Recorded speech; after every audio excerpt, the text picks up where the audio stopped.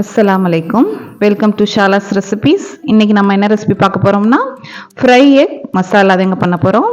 இது சுட சுட சோறோட நம்ம பரட்டி சாப்பிடையில அவ்வளோ டேஸ்ட்டாக இருக்கும். வாங்க எப்படி செய்யலான்னு பார்க்கலாம். ஃபஸ்ட்டு ஒரு பேனில் கொஞ்சம் ஆயில் சேர்த்துக்கோங்க.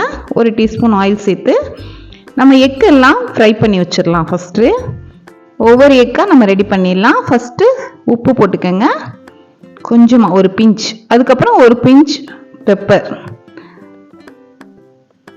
குக் ஆனவுடனே நம்ம திருப்பி போட்டுக்கலாம்.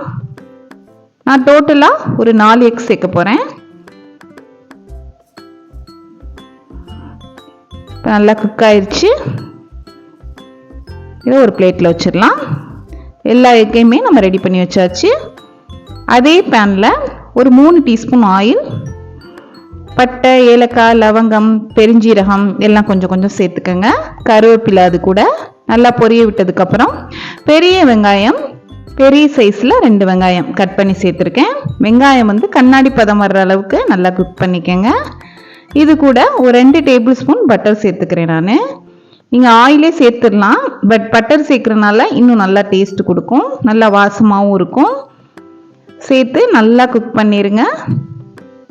இப்போ இந்த ஸ்டேஜில் 1 டீஸ்பூன் இஞ்சி பூண்டு பேஸ்ட் அதையும் சேர்த்து நல்லா பச்சை வாடை போகிற அளவுக்கு குக் பண்ணிக்கோங்க. அடுப்பு லோ ஃப்ளேம்லேயே வச்சுக்கோங்க.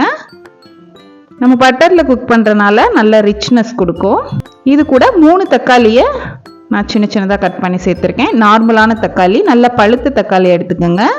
இந்த தக்காளி குக் ஆகிறதுக்கு உப்பு அதையும் சேர்த்து நல்லா மிக்ஸ் பண்ணி மூடி வச்சிருங்க. தக்காளி நல்லா வதங்கி வரட்டும். இந்த கிரேவியை பொறுத்த வரைக்கும் தக்காளி வெங்காயம் அதிகமாக சேர்த்தா டேஸ்ட் நல்லா இருக்கும்.